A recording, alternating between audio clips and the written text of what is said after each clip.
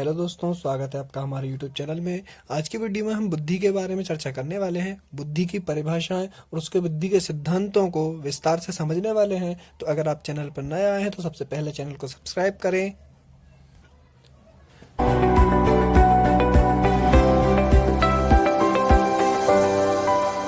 तो बुद्धि शब्द का सर्वप्रथम प्रयोग फ्रांसिस गाल्टन ने सन 1885 में किया था। बुद्धि शब्द का सर्वप्रथम प्रयोग फ्रांसिस गाल्टन ने किया था और 1885 में किया था। अगर हम बात करें बुद्धि की प्रमुख परिभाषाओं की, तो बुद्धि की प्रमुख परिभाषाओं में ये परिभाषाएं हैं, जिसमें से थॉर्नडाइक की है कि सत्य तथा तथ्य के दृष्टिकोण से उत्तम प्रतिक्रियाओं की शक्ति ही बुद्धि है। बकिंघम ने कहा कि सीखने की शक्ति ही बुद्धि है। टर्मन ने कहा कि बुद्धि अमूर्त विचारों के बारे में सोचने की योग्यता है। गाल्टन ने कहा कि बुद्धि पहचानने तथा सीखने की शक्ति है।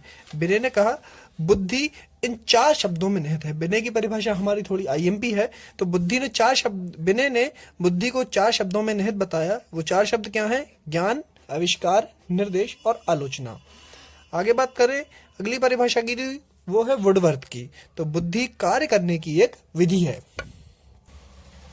अब अगर हम बात करें आगे बुद्धि के प्रमुख सिद्धांत और उनके प्रतिपादकों की, तो बुद्धि का पहला सिद्धांत जो है वो एक कारक सिद्धांत है, जिसका प्रतिपादन अल्फ्रेड बिने ने सन 1911 में किया था, जिसके अन्य नाम एक खंड, एक तत्व, एक घटक, निरंकुशवादी सिद्धांत आदि हैं। इसके अगर हम प्रमुख बिंदुओं की बात करें, तो भाई बिने ने कहा कि बिने ने बुद्धि की परिभाषा क्रियाओं के आधार पर दी। इस सिद्धांत के अनुसार बुद्धि एक अविभाज्य तत्व है। तो बिने ने कहा कि बुद्धि अविभाज्य है, उसे कई खंडों में विभाजित नहीं किया सकता, वो एक कॉम्प्लेक्स है, वो एक ही तत्व है। इस सिद्धांत के अनुसार किसी व्यक्ति की बुद्धि तीव्र हो, वह सभी कार्य कर सकता है। बिने ने कहा यदि किसी एक व्यक्ति की बुद्धि तीव्र है तो वह सभी कार्यों में निपुणता हासिल कर सकता है।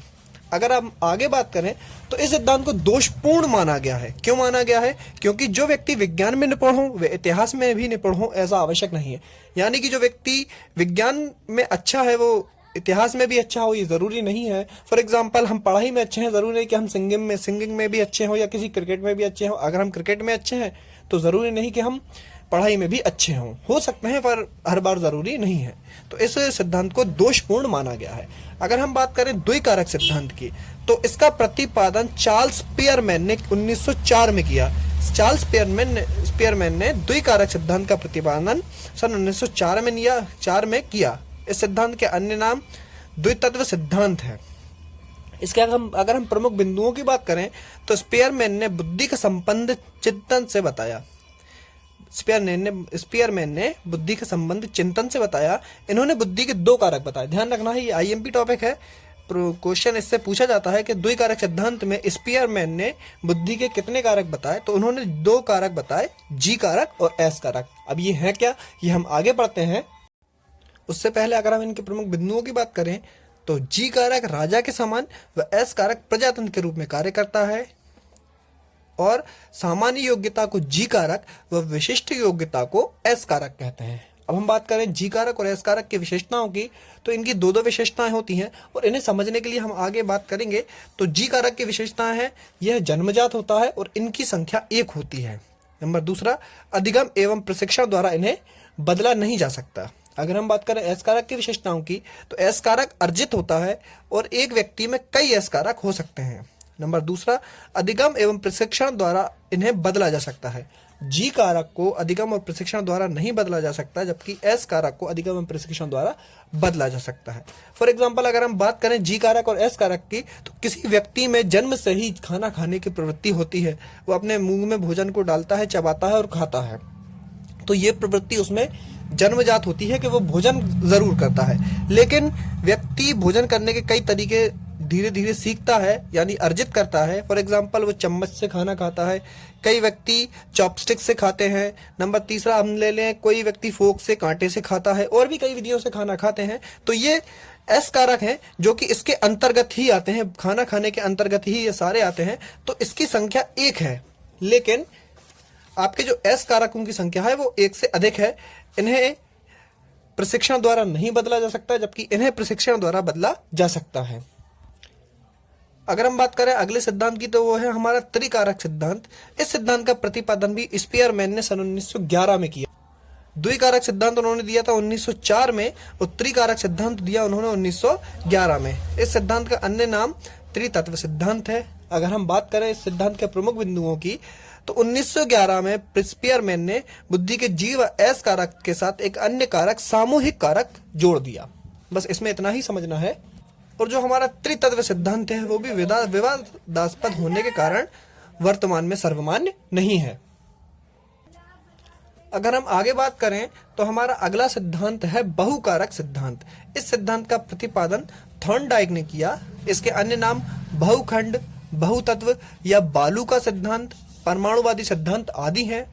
अगर हम बात करें इसके प्रमुख बिंदुओं की तो इस सिद्धांत के अनुसार बुद्धि असंख्यित स्वतंत्र कणों से मिलकर बनी है। इन्होंने बुद्धि की तुलना बालू के ढेर से की। यह हमें ध्यान रखना है कि थॉर्नडाइक ने अपने बहुकारक सिद्धांत में बुद्धि की तुलना बालू के ढेर से की, क्योंकि इन्होंने माना कि बुद्धि कई तरह के कणों से मिलकर बनी है। बुद्धि एक कॉम्प्लेक्स या एक कोई समूह नहीं है, दो टुकड़े नहीं है, तीन टुकड़े नहीं है। इन्होंने बुद्धि को कई तत्वों का समूह माना जो कई कणों से मिलकर बनी हुई है, उसमें कई कारक आते हैं। तो इस सिद्धांत के अनुसार बुद्धि कई तत्वों का समूह है। उम्मीद है आपको समझ में आ गया होगा। अगर आपको कोई दिक्कत हो या कुछ समझ में ना आया हो तो उसको कमेंट करें। अगले सिद्धांत की अगर हम बात करें तो वो है हमारा समूह कारक सिद्धांत। इस सिद्धांत का प्रतिपादन H.L. थर्स्टन ने सन 1938 में किया था। इसके अन्य नाम संघ सत्तात्मक या समूह तत्व सिद्धांत हैं। इसके अगर हम प्रमुख बिंदुओं की बात करें तो इनके इस सिद्धांत के अनुसार 7 मानसिक योग्यताओं का समूह ही बुद्धि है। तो थर्स्टन ने बुद्धि को 7 मानसिक योग्यताओं का समूह बताया। अब अगर हम बात करें उन 7 कारकों की तो उनमें से पहला है शाब्दिक योग्यता, जिसका संबंध शब्दों तथा विचारों से है। नंबर दूसरा है स्मरण शक्ति। कई चीजें कई व्यक्तियों को जल्दी याद हो जाती है, जबकि उन्हीं चीजों को दूसरे व्यक्तियों को याद करने में समय लगता है। नंबर तीसरा है अंक योग्यता। अंकों से संबंधित हिसाब किताब को शीघ्र व शुद्ध रूप से करना, जैसे कि गणित के सवाल। नंबर चौथा तार्किक योग्यता। इसका संबंध तर्क वितर्क रीजनिंग से है। अगला ले लें हम वाक्य योग्यता। फॉर एग्जांपल नेता वगैरह जो लोग होते हैं वो अच्छे से भाषण देने में कुशल होते हैं, तो इसका संबंध तेजी व कुशलता के साथ बोलने से है। यहाँ पर ये थोड़ा गलत लिख गया है, तो इसका संबंध तेजी व कुशलता के साथ बोलने की योग्यता से है। नंबर छठा है प्रत्यक्षणात्मक शक्ति। वस्तुओं को शीघ्र पहचानना। कई चीजें हम देखकर तुरंत पहचान जाते हैं, जबकि कई चीजों को पहचानने में हमें समय लगता है। नंबर 7वां वस्तु प्रेक्षण योग्यता। वस्तु प्रेक्षण संबंधों को समझना। अब अगर हम बात करें हमारे अगले महत्वपूर्ण सिद्धांत की तो वो है हमारा बहुबुद्धि सिद्धांत, जिसका प्रतिपादन हार्वर्ड गार्डनर ने किया था 1983 में।